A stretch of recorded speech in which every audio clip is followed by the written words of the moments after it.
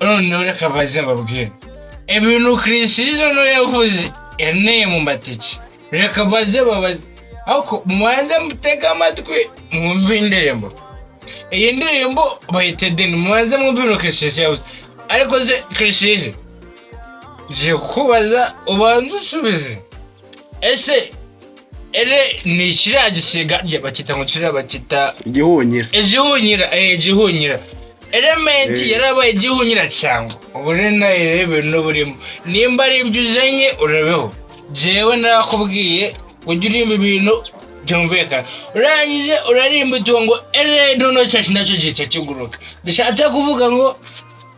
element ni igice ntabwo ari njyewe uruvuze ngo bari noneho rero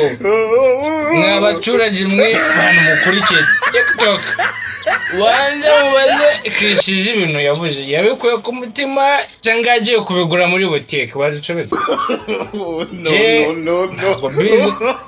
nimba bivuze nyine byambabaje uriyongoje ufashe video ariyo ngo bayita Eden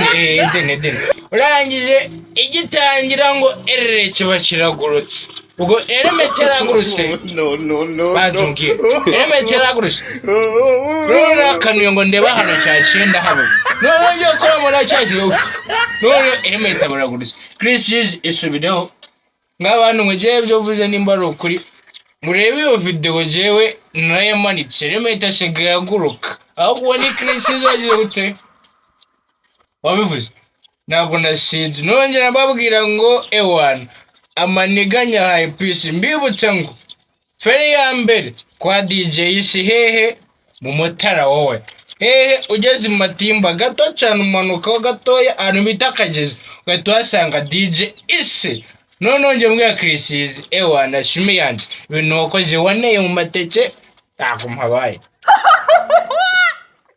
none jewe rero reka nkubwire element banze baze Christizo ngo yabikoze ati